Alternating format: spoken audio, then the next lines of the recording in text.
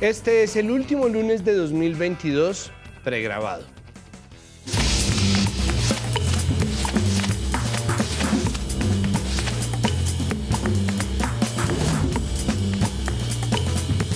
Ay, bueno, no es el último lunes, es el último el lunes. Y por eso vamos a dedicarnos a hacer un resumen de algunas cosas sobre las que, no queriendo hablar, mencionamos varias veces acá. Es decir, vamos a hacer un pequeño resumen de este año complejo y vertiginoso, lo que nos da la oportunidad de utilizar algo que los comunicadores y opinadores sí podemos y los gobernantes, pasado cierto tiempo, no, un espejo retrovisor. Porque nosotros debemos empezar por recordar que 2022 empezó con dos males vigentes aún, la pandemia del COVID-19 e Iván Duque como presidente, que durante su mandato encontró algunos de sus triunfos en la misma pandemia gracias al éxito de su plan de vacunación. Tanto el COVID como Iván Duque siguen ahí, el uno como la variante perro del infierno, el otro como la variante conferencista invitado, pero han perdido bastante en relevancia. Igual quedan los estragos de uno y del otro. Uno de los más notorios del gobierno pasado es Providencia, que fue destruida por el huracán Iota en 2021 y cuya reconstrucción Iota prometió Duque en 100 días, solo para no salir con nada. O alguito, que a veces es peor, casas con sobrecostos construidas a la cachaca, es decir, sin tener en cuenta el trabajo ni las formas de hacer de la gente de la isla, porque, ojo, la arquitectura ya se adaptó hace rato a las circunstancias climáticas de las islas del Caribe. La cosa es que en Bogotá no nos enteramos y aparentemente no nos importa, pero casi no habríamos de hablar de eso porque desde el comienzo se sabía que este era un año de campaña, porque Colombia, cuando entra en campaña, se olvida de todo lo demás. O bueno, tal vez no se olvida, pero deja todos los otros problemas como parte de los relatos de campaña y casi que todo vale y todo se vuelve un arma. O al menos eso pareciera si nos damos cuenta de que pasamos de Óscar Iván Zuluaga, ya antes perdedor en elecciones e investigado aún por el caso de Brecht, a Federico Gutiérrez, un tipo sin gracia, sin carisma, sin ideas, sin claridad en las cifras o realmente mucho que mostrar más allá de su tablet, y terminamos en el tiktoker Rodolfo Hernández, el único sugar daddy tacaño en la historia de los sugar daddies que quiso montar una plataforma electoral para hacer lo que muchos colombianos sueñan con hacer, que es darle poder a un argentino, en el caso de Rodolfo Hernández, Ángel Becasino, todo en nombre de su negocio. Un partido político que por su logo y su funcionamiento bien podría ser una de esas pirámides que se hicieron infelizmente famosas en los 2000 en el municipio de La Hormiga, Putumayo, y que, pese a que él está investigado por corrupción durante su paso por la alcaldía de Bucaramanga, se llama Liga de Gobernantes Anticorrupción. Ah, bueno. Y con todo y eso llegó a segunda vuelta y con posibilidades. Si han visto que no hemos hablado del centro, es que no existe. Pero bueno, la derecha moderada de la coalición Centro Esperanza tampoco hizo gran cosa y quienes mejor se desempeñaron decidieron apoyar a Petro en segunda y ojo, no lo digo porque yo haya votado por Petro, que sí, lo digo porque el mismo Carlos Amaya, precandidato del Centro por el partido Alianza Verde, que decidió apoyar contra toda sensatez a Rodolfo Hernández, luego salió a admitir que se trató de un error. Pero el problema nunca parece estar en la calidad de los candidatos, aunque sea el problema. El problema siempre terminamos situándolo en la calidad de la campaña o en el lugar que nosotros decidimos que es el nuestro y así es muy difícil cualquier cosa.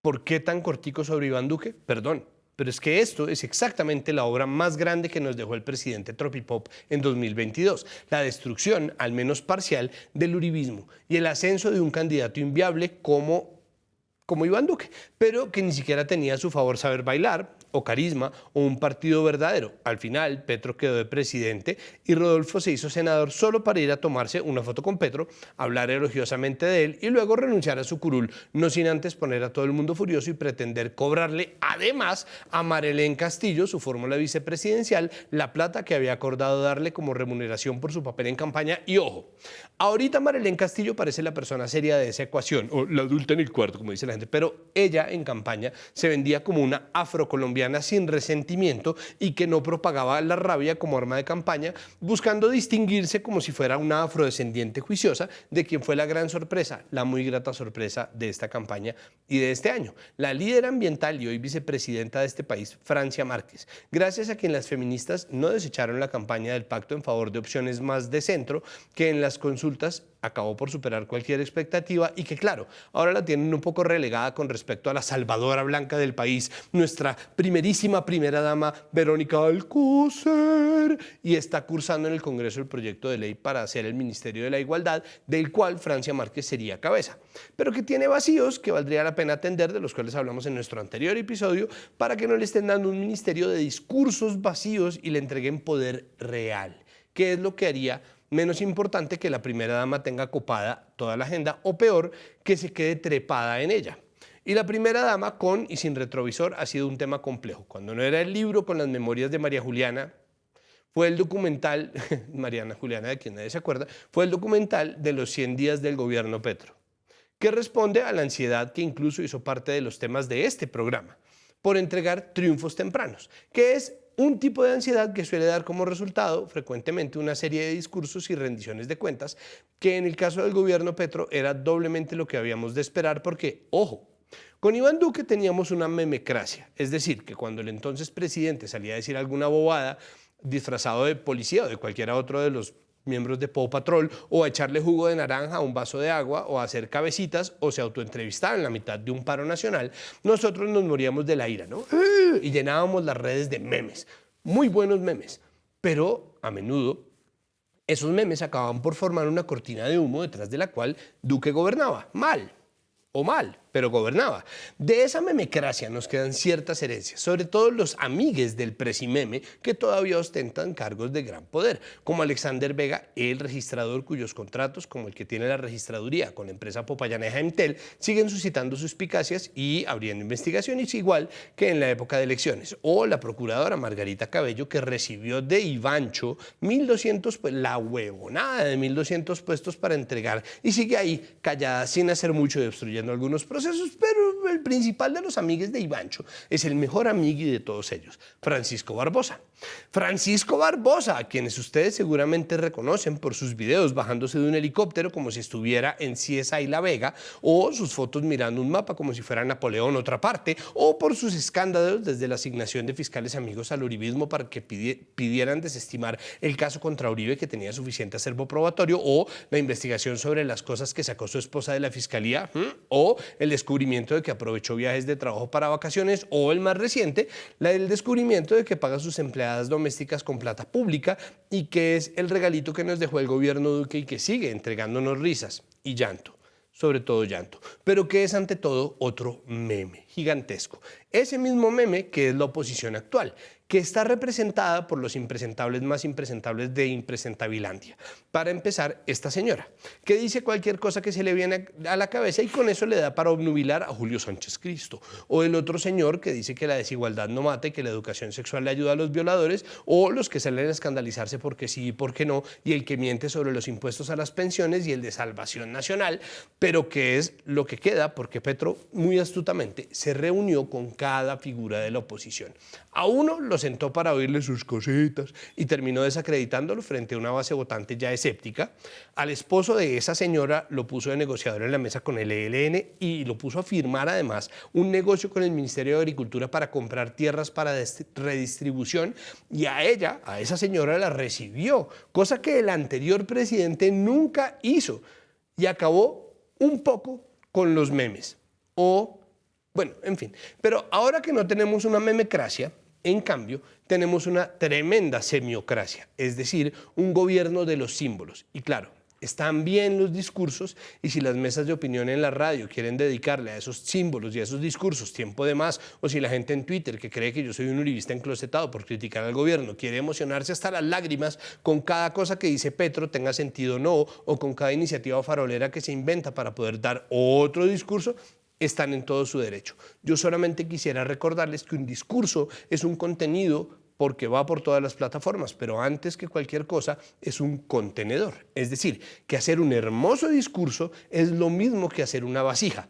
Hasta que no se le ponga algo de sustancia adentro, está vacía. Y si le metemos demasiado esmero a una hermosa vasija, cuando eso se rompa, no quedará nada. Pasó con el florero de Llorente y seguirá pasando. Ni siquiera quedará algo de lo que lamentarse. Los discursos son vacíos hasta que se pruebe lo contrario, y esto aplica también a los logros que son y no son, pero también a las designaciones. y a los vacíos como el de RTBC. Dentro de las designaciones y nombramientos los hay acertados como el ministro de Hacienda, que ha tenido que bandearse duro en medio de una crisis de inflación, ojo, global, y la devaluación del peso, que hace parte de un fortalecimiento del dólar que también es global, que empezó en 2018 y que sigue sin detenerse y va alcanzando, eso sí, niveles preocupantes y que los errores de comunicación del gobierno no ayudan. Y hay designaciones y nombramientos polémicos y los hay francamente malos, como pasa con parte del cuerpo diplomático, lo cual es muy preocupante, con la nacionalización express de la mejor amiga de la primera dama para meterla a la fuerza en un puesto, y pasa con el ministro de Transporte, comprobado plagiario.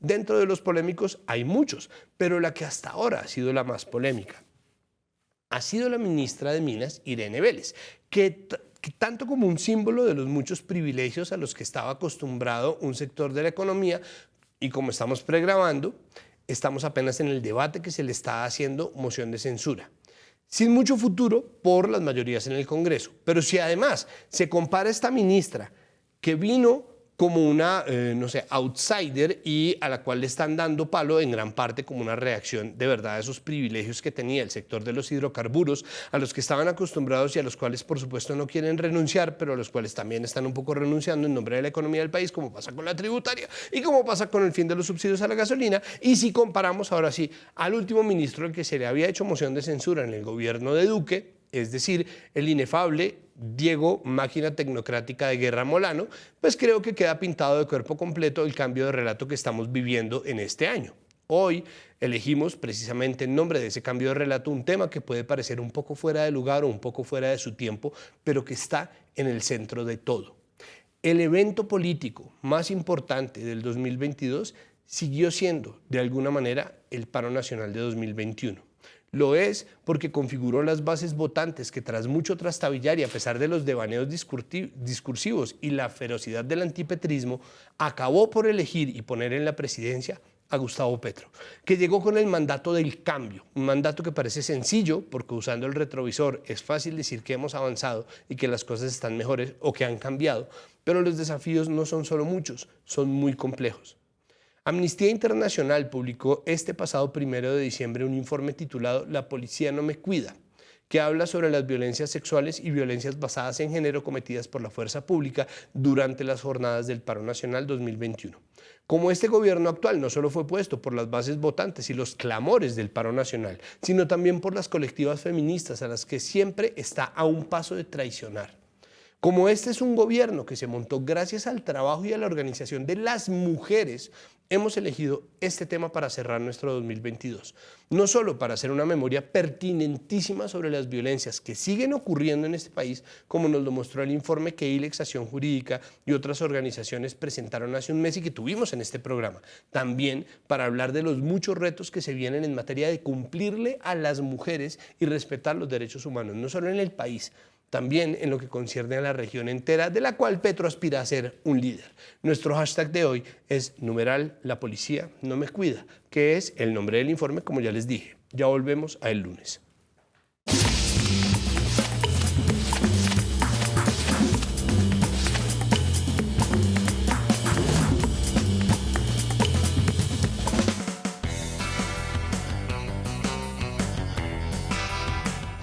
Volvemos a el lunes. Recuerden que nuestro hashtag es #La policía no me cuida. Vamos a hablar sobre un informe presentado este 1 de diciembre por Amnistía Internacional que habla sobre hallazgos interesantes, muy preocupantes también, acerca de violencias basadas en género en medio de las jornadas del paro nacional. Recuerden que en redes sociales nos encuentran como @capitalahora. Nos encontramos con la directora para las Américas de Amnistía Internacional, Erika Guevara Rosas. Erika, bienvenida el lunes. Muchísimas gracias por aceptar esta invitación. Gracias a ustedes, Santiago, por el espacio. Bueno, cuénteme por favor cómo fue hecho este informe, cómo se configuró. Bueno, Santiago, primero decirte que Amnistía Internacional tiene un trabajo histórico en Colombia. Nosotros hemos documentado las graves violaciones a los derechos humanos en el contexto del conflicto armado. Hemos acompañado a las organizaciones de derechos humanos en sus diferentes luchas por la justicia y los derechos humanos. Así es que desde el inicio del paro nacional y a las pocas horas que se empezaron a presentar actos de represión violenta por parte de los funcionarios de las fuerzas de seguridad, principalmente de la policía, Amnistía Internacional desplegó su equipo de investigación, inclusive nuestro equipo de investigación de crisis, para empezar a documentar lo que ya pintaba muy mal: el uso excesivo de la fuerza, el uso letal de la fuerza, el uso de armamento, de municiones vivas, que se utilizaban en contra de manifestantes, principalmente de personas jóvenes en diferentes puntos del país. Amnistía Internacional ha publicado ya 2 informes relacionados a estas graves violaciones a los derechos humanos en el contexto de la represión violenta del paro nacional. Nos enfocamos en un primer informe en Cali como el epicentro de la violencia estatal, y el año pasado publicamos un informe junto con organizaciones hermanas, Temblores ONG y País, que es este centro de derechos humanos de la Universidad de los Andes, enfocados en el tema de las lesiones oculares. Más de 100 jóvenes, en su mayoría, sufrieron de estas lesiones oculares en manos de las fuerzas de seguridad. En todo este tiempo que hemos venido haciendo estas investigaciones, uno de los temas recurrentes digamos, las denuncias que recibíamos por parte de víctimas, de sus familiares o de nuestras organizaciones hermanas, es que la violencia sexual y múltiples formas de violencia de género eran una constante en el despliegue de las fuerzas de seguridad para repeler y dispersar las manifestaciones.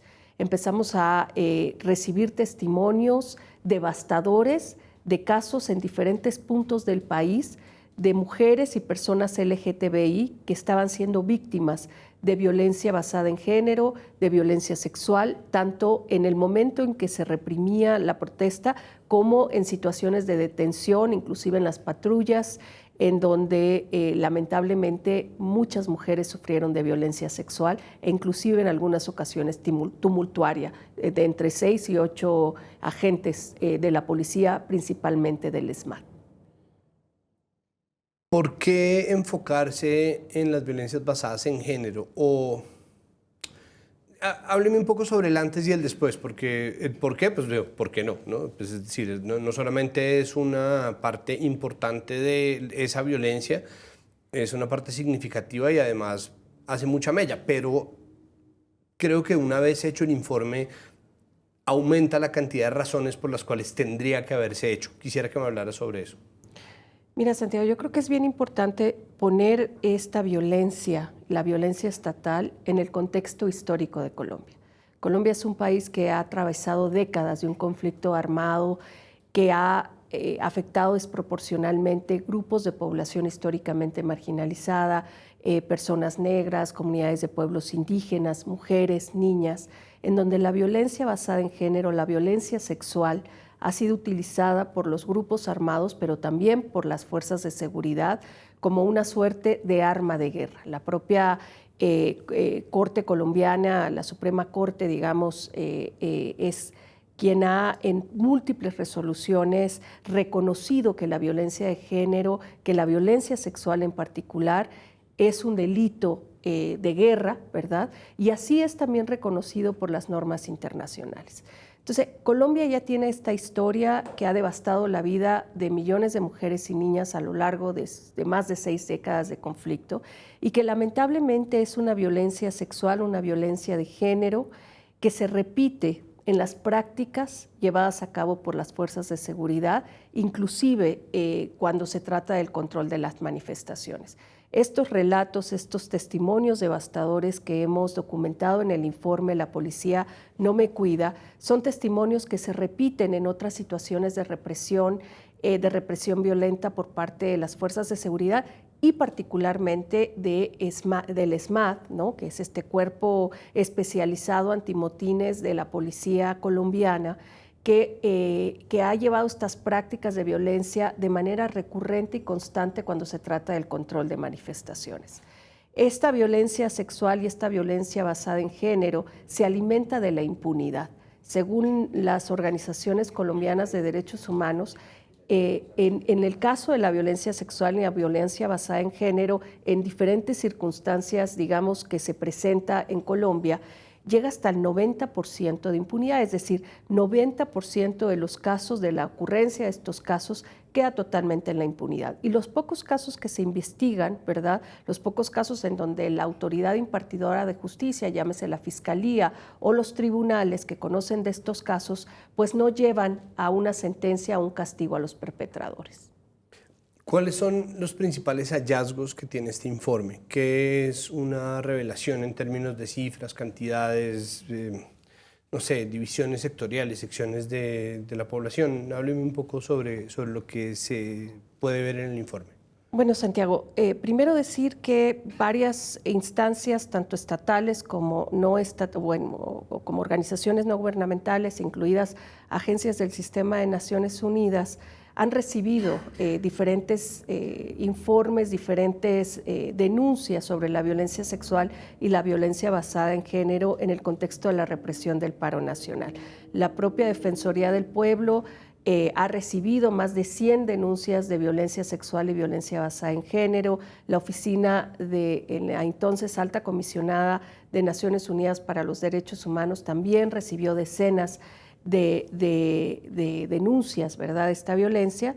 Y Amnistía Internacional hizo una selección y una documentación de 28 casos de violencia basada en género, violencia sexual en diferentes puntos del país, con la intención no solo de acompañar a las víctimas en su demanda de verdad y justicia, sino también para demostrar el patrón generalizado que encontramos en este tipo de violencias. Son violencias que van desde los insultos, desde las amenazas de violencia sexual hasta la violencia sexual. Mujeres fueron violadas por parte de las fuerzas de seguridad, particularmente en estos operativos realizados por el ESMAD para dispersar las manifestaciones. Personas LGTBI+, fueron abusadas sexualmente en el momento que fueron detenidas y fueron también amenazadas, amedrentadas, insultadas, precisamente porque son personas que rompen, ¿verdad?, estos estereotipos de género. Es como si estas personas no tuvieran el derecho a salir a manifestarse. Otro de los hallazgos graves que encontramos en esta investigación, Santiago, es el acceso a la justicia. Yo tengo 27 años de trabajo en derechos humanos. He documentado atrocidades en el contexto del conflicto armado colombiano, he tenido la posibilidad de vivir inclusive en el Putumayo, en el Chocó, en los momentos más álgidos del conflicto armado. He estado en países como Haití, como Venezuela, documentando violencia sexual. Y esta es la primera vez, Santiago, que me enfrento a una situación en donde las víctimas no quieren dar la cara, en donde las víctimas tienen tanto temor que sus casos puedan ser identificados o identificables, digamos, en el propio informe, que tuvimos que hacer un trabajo minucioso para lograr que los casos fueran totalmente anónimos en el informe, precisamente por el temor. Porque el otro hallazgo que encontramos es que las mujeres y las personas LGTBI no solo son victimizadas a través de esta violencia sexual y de género en el momento de la represión violenta, sino que muchas de ellas fueron victimizadas después cuando fueron a denunciar. Las autoridades no tomaron las medidas de protección que evitara la revictimización. Muchas de estas mujeres que viven en barrios marginalizados, ¿verdad?, en diferentes departamentos, diferentes regiones del país, son vecinas de los perpetradores. Los policías viven ahí, saben quiénes son. Y estas mujeres que valientemente fueron a denunciar terminaron siendo revictimizadas por la falta de mecanismos de protección. Y un tercer hallazgo que me parece muy relevante es que aquellas pocas que se atrevieron a denunciar se encontraron con un sistema de justicia que violentó sus derechos, donde la carga de la prueba está en las víctimas, donde su testimonio no es suficiente a pesar de la jurisprudencia internacional y regional en materia de documentación e investigación de casos de violencia sexual. A las mujeres su palabra no les fue suficiente a las autoridades para que se llevaran a cabo las investigaciones sobre violencia basada en género y violencia sexual. ¿Qué raíz tiene esto? Es decir, más allá de las consecuencias que son graves, ¿no?, la vulneración a priori del derecho a protestar, pensando en que incluso las familias de las mujeres queriendo protegerlas les van a impedir salir a protestar cuando es perfectamente su derecho. el solo hecho de estar viviendo en el miedo y tener una doble capa de inseguridad cuando se sale a protestar, que no solamente son las violencias físicas letales y no letales, sino además violencia sexual y violencia que viene por el solo hecho de ser mujer o de ser una persona de la población LGBTIQ. Es decir, ¿esto por qué pasa? ¿Esto por qué existe? ¿Y por qué además existe? Y esto lo preguntaba también la Comisión Interamericana de Derechos Humanos, ¿por qué existe una narrativa de guerra cuando se trata de enfrentar la protesta social? Bueno, primero hablar del tema de la violencia basada en género y la violencia sexual. Yo creo que es importante reconocer que nuestras sociedades, sobre todo en América Latina, siguen siendo sociedades machistas en donde imponen, ¿verdad?, un rol específico a mujeres, a personas LGTBI, y cuando esas personas, esas mujeres y personas LGTBI rompen esa norma, es decir, salen a protestar, salen a ejercer derechos, pues son castigadas. Esto es un mensaje claro de castigo. Es un mensaje claro que las instituciones del Estado no están capacitadas ni hay una voluntad política para proteger a las mujeres y las personas LGTBI que sufren de estas graves violaciones a los derechos humanos. En los casos que documentamos, en su gran mayoría, algunos que llevan investigaciones, ningún avanzado, debo decir, pero además carecen de una perspectiva de género, ¿verdad?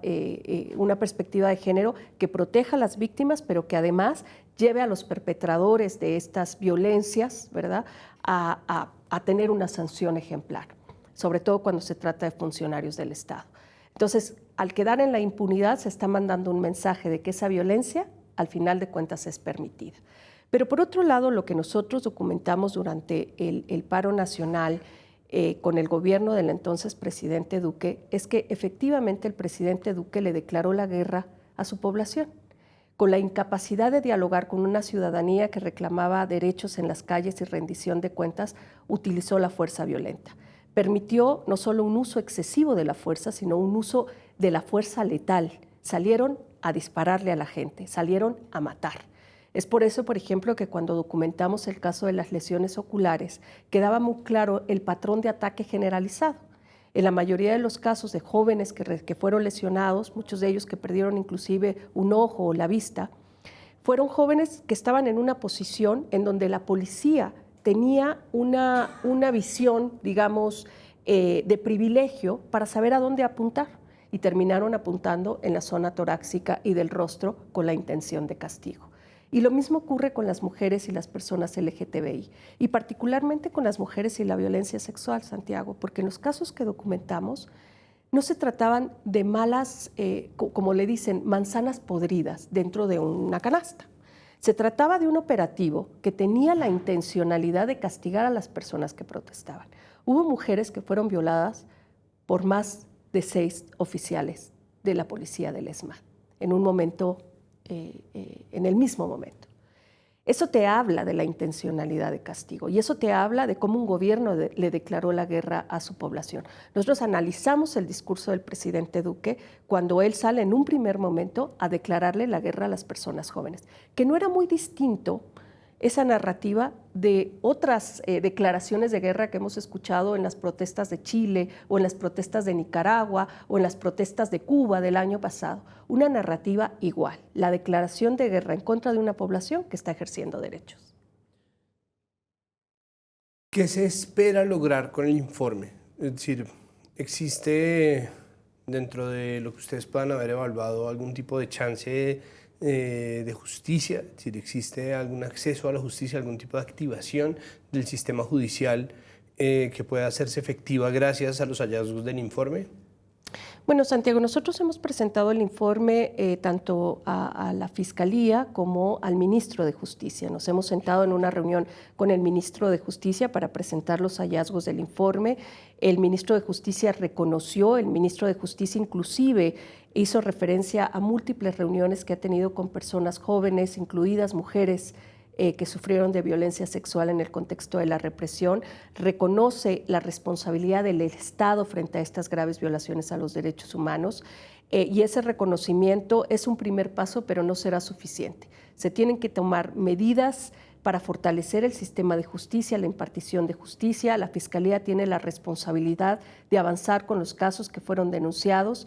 Vemos que hay una desproporción del avance de los casos en contra de jóvenes de las líneas de frente que pues, lideraban las protestas, en comparación con aquellos casos de policías o agentes de la seguridad que están siendo investigados por estas violaciones a los derechos humanos. El ministro de Justicia hizo el compromiso con Amnistía Internacional de formar una mesa de trabajo para que podamos ir evaluando, ¿verdad?, la implementación de las recomendaciones con indicadores de que verdaderamente habrá un cambio paradigmático, no solo en cómo se controlan las protestas, cómo se le permite a las personas ejercer su derecho, pero sumamente importante, cómo se garantiza justicia y se pone fin con la impunidad histórica que existe en el país.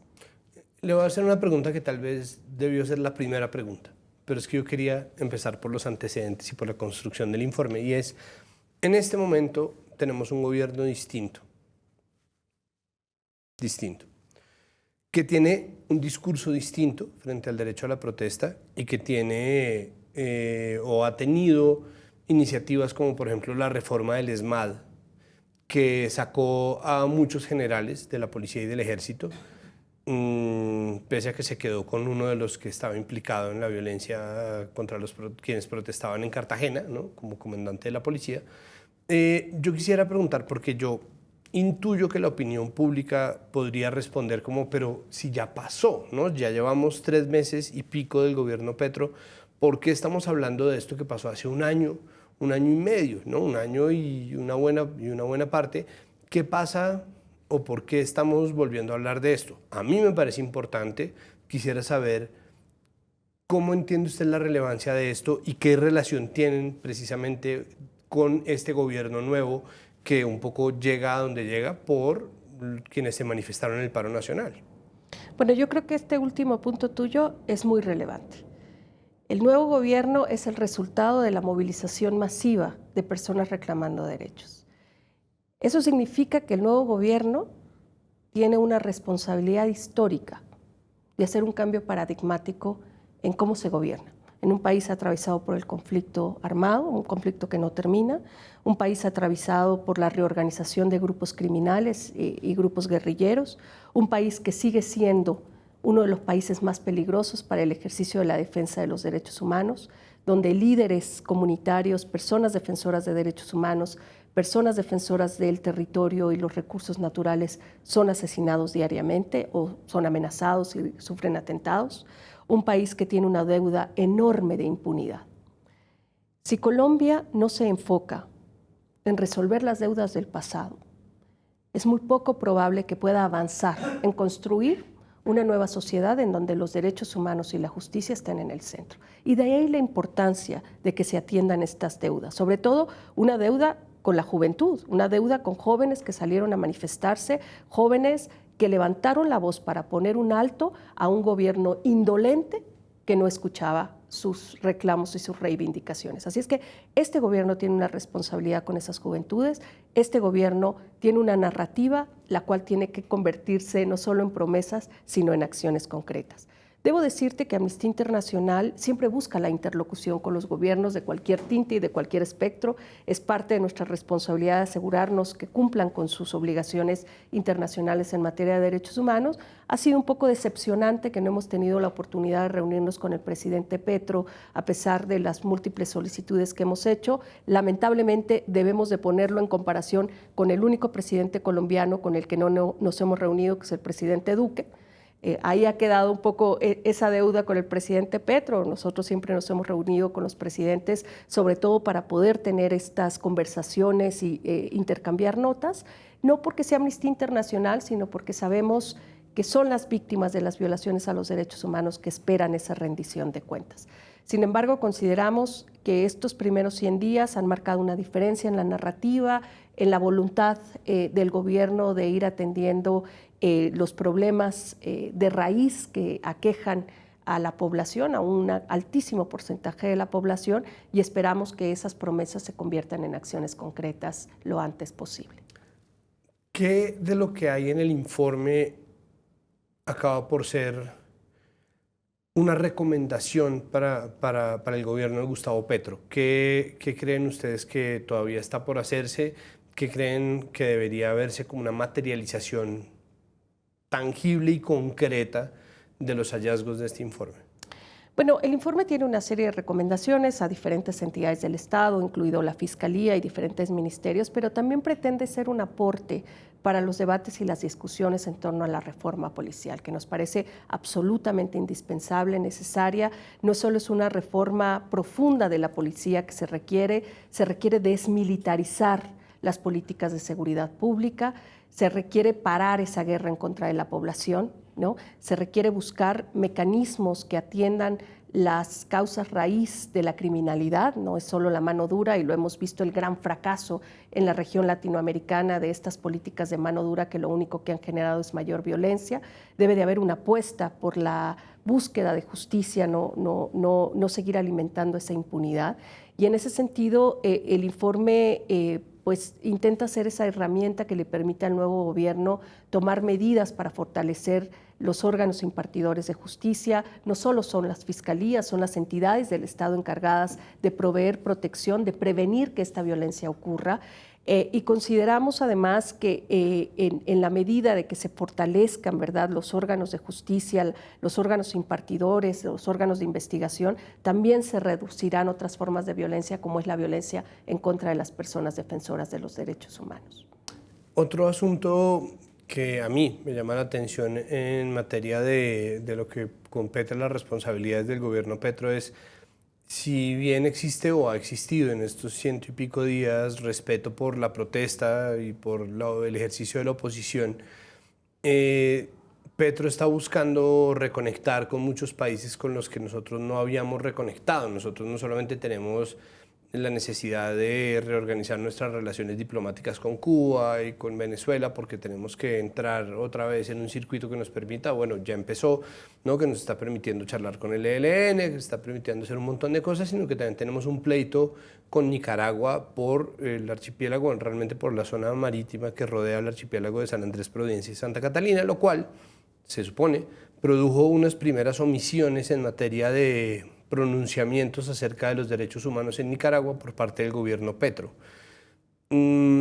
Se ha visto desde la oposición, con y sin verdad, que existe cierta permisividad con las violaciones de derechos humanos, o existiría cierta connivencia implícita, porque no es explícita, con regímenes autoritarios afines ideológicamente al gobierno Petro.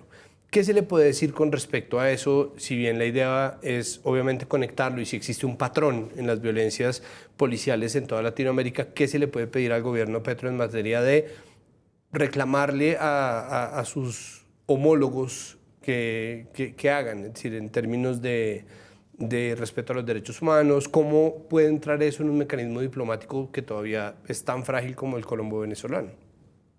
Bueno, Santiago, primero decir que para Amnistía Internacional ve de manera positiva el restablecimiento de relaciones, sobre todo en un continente que está atravesado por múltiples crisis en materia de derechos humanos. El relacionamiento bilateral y multilateral entre los estados permite también un escrutinio internacional, permite que organizaciones de la sociedad civil, organizaciones de derechos humanos podamos hacer nuestro trabajo en defensa de los derechos humanos y acompañando a las víctimas.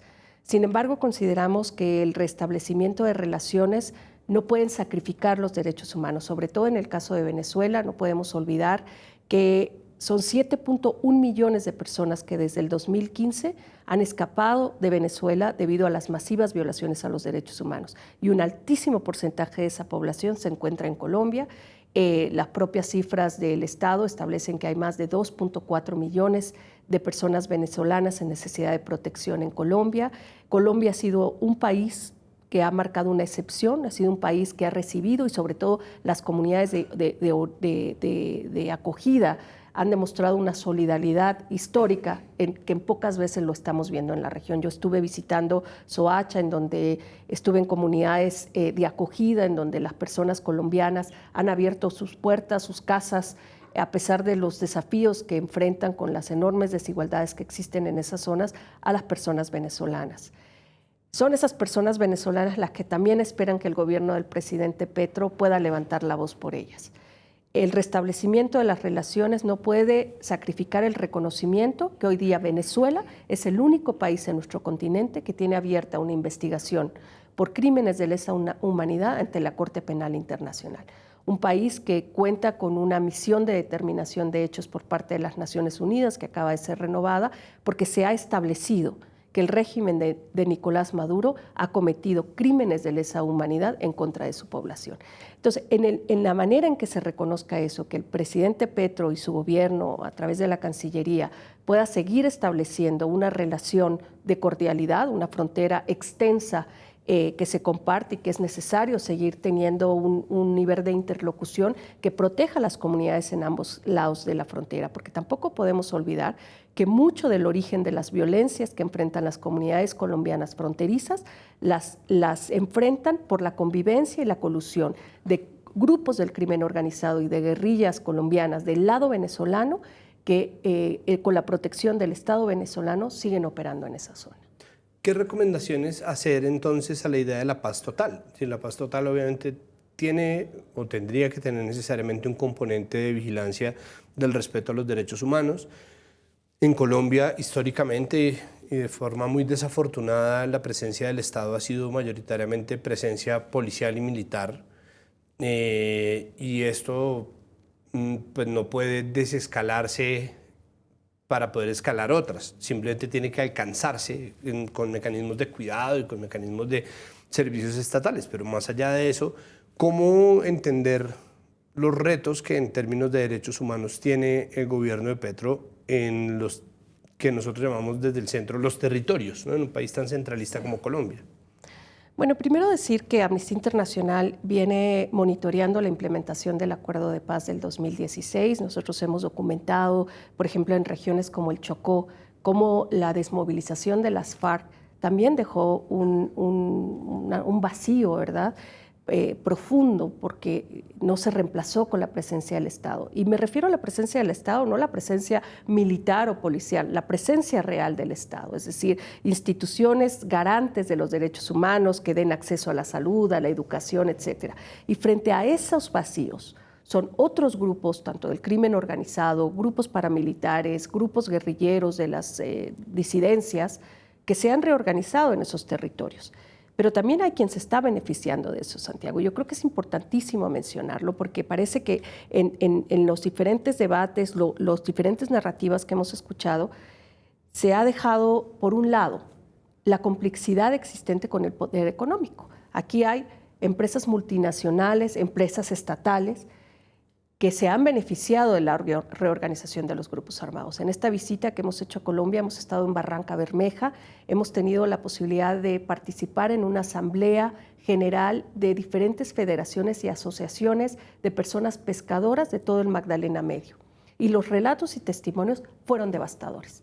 Las violencias se han perpetuado, el confinamiento forzado de comunidades, el desplazamiento forzado, las masacres, sigue siendo una realidad para muchas comunidades rurales de pueblos indígenas y comunidades negras, principalmente en todo el país. Así es que esa paz total requiere no solo de una estrategia de negociación con los grupos criminales, una estrategia de reducción de penas, de entrega de los beneficios financieros. Tiene que pasar por una política de presencia estatal integral en donde se garanticen los derechos humanos y la justicia. La paz total no puede ser en sacrificio de la vida de las personas y en sacrificio de la justicia que tanto reclaman las comunidades. Así es que nosotros vemos muy positivamente la apuesta que está haciendo el presidente Petro, una apuesta distinta en una región en donde vemos la militarización en México, muy recientemente en Ecuador, y apostar por algo distinto es un acto de valentía, pero ese acto de valentía tiene que ser muy responsable y muy cuidadoso de que vaya acompañado de la presencia real del Estado en todas las comunidades afectadas por la violencia.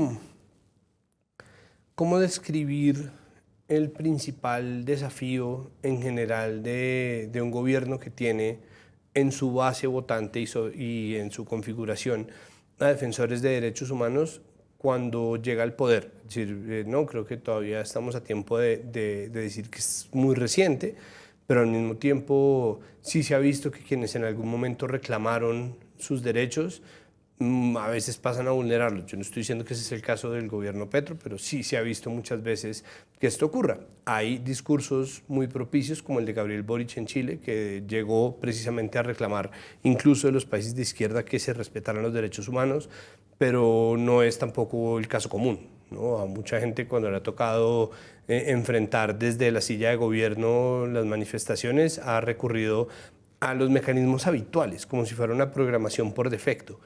¿Qué dejar como el principal desafío a la hora de enfrentar esos retos que plantea una oposición? Puede ser una oposición férrea, una oposición que esté en las calles.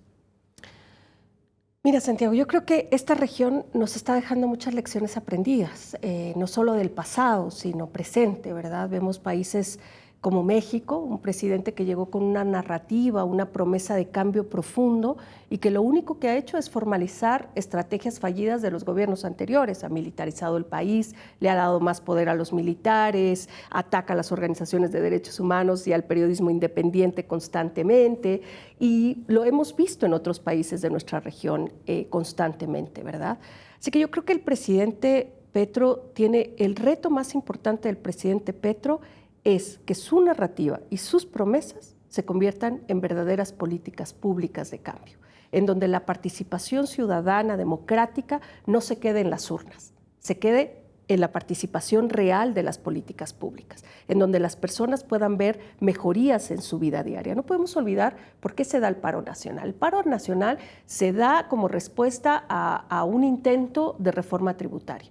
Pero en realidad el paro nacional se da en respuesta de la profundización de las desigualdades que se exacerban con la pandemia de COVID-19. Las personas dándose cuenta que su ingreso ya no alcanza. Si antes comían 10 días, ahora empezaban a comer 7 e iban bajando a 5 y a 4. Es decir, hay una realidad que están viviendo las comunidades, hay unas enormes desigualdades no solo económicas y sociales, sino también de acceso a la justicia, en donde el presidente Petro tiene el enorme reto de no solo cambiar la narrativa, sino también hacer un cambio paradigmático en la forma de gobernar. Hoy día en este país, los grupos del crimen organizado, los grupos armados irregulares en el contexto del conflicto, han mostrado que tienen mayor capacidad de gobernar que los gobiernos de turno de Colombia. El presidente Petro tiene que demostrar que él tiene la capacidad de gobernar. Perfecto. Pues, Erika, le agradezco muchísimo que haya aceptado nuestra invitación, le agradezco muchísimo que se haya animado a venir aquí el lunes a presentarnos este informe y acompañarnos en nuestro último episodio del año. Muchas gracias. Muchas gracias, qué honor. Te agradezco mucho el espacio y sobre todo la difusión del informe. Claro que sí, ya lo saben, el informe La Policía No Me Cuida, que fue publicado por Amnistía Internacional, se enfoca en las violencias de género cometidas durante el paro nacional de 2021, pero deja muchos retos y muchos aprendizajes a futuro, sobre todo para un gobierno que se subió al gobierno sobre la base de la defensa y el respeto a los derechos humanos, y esperamos que obviamente esté a la altura de ese mandato. Ya regresamos el lunes para cerrar este episodio.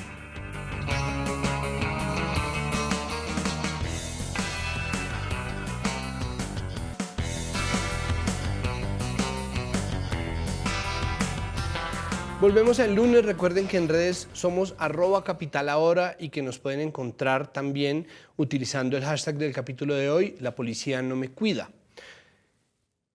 Este es el último editorial que voy a hacer en 2022. El lunes se va, Mesa Capital se va y no sé cuánto tiempo más duremos en estar acá. Ustedes saben que las renovaciones de contrato y este tipo de regresos en la televisión pública pues tardan siempre un rato, van a ser algunos meses de descanso. Obviamente vamos a tener una especie de vacaciones de diciembre, pero nosotros pues vamos a seguir trabajando en Capital Sonoro por hacerlo. Simplemente quería abrir con esto para avisar, pues obviamente que este es el final y por lo tanto este editorial va a ser un poco más general y un poco más abstracto que el resto que se atienen normalmente a los temas del día.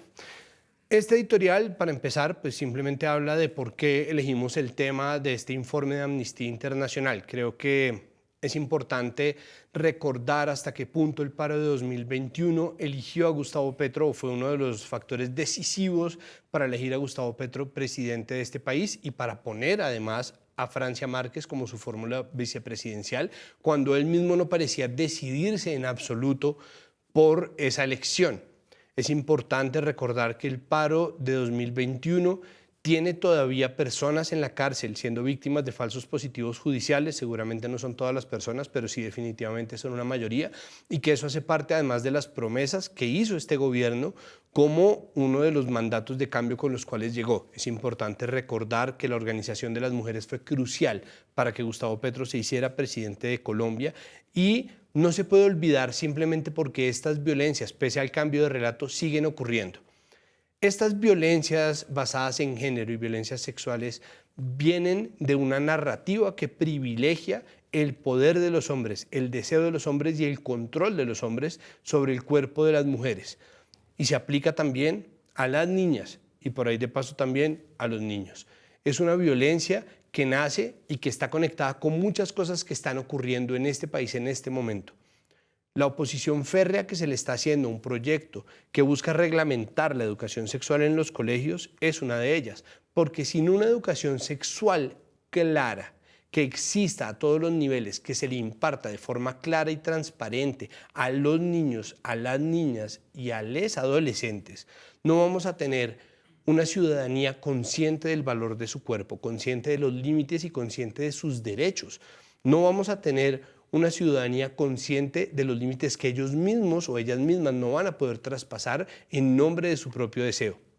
Y tenemos además la necesidad imperativa de recordarle a este gobierno que fueron las masas que se manifestaron, que fueron las mujeres y sus colectivas, que fue el movimiento feminista lo que lo tiene ahí, solamente para que recuerde que es la gente y no el poder la que debería estar gobernando los destinos de un Estado, que un Estado está hecho para servirle a una nación, que la gente de un país merece que los Estados se vuelquen a servirle, que se vuelquen a cumplir con las promesas que hacen. Dejar esto simplemente como un recordatorio que son las personas las que deberían valer más que los gobiernos y que eso no debería olvidarlo nunca, que cada nombramiento cuenta, porque somos todos y todas los que estamos esperando que la promesa de cambio finalmente se surta. Muchísimas gracias por ver el lunes, muchísimas gracias por conectarse con Mesa Capital. Recuerden que también tenemos un podcast que sigue, además de largo, y que se llama Capital Político, que analiza 2 veces a la semana las noticias más importantes de Colombia, Bogotá y el mundo, que pueden buscar este y muchos otros de los podcasts que hacemos en Capital Sonoro. Y por supuesto está el nuevo podcast noticioso de Ahora, un podcast, un noticioso breve que sale todas las tardes con las noticias más importantes del día. Muchísimas gracias por su audiencia. Nos vemos en algunos meses, ojalá pocos. Hasta luego.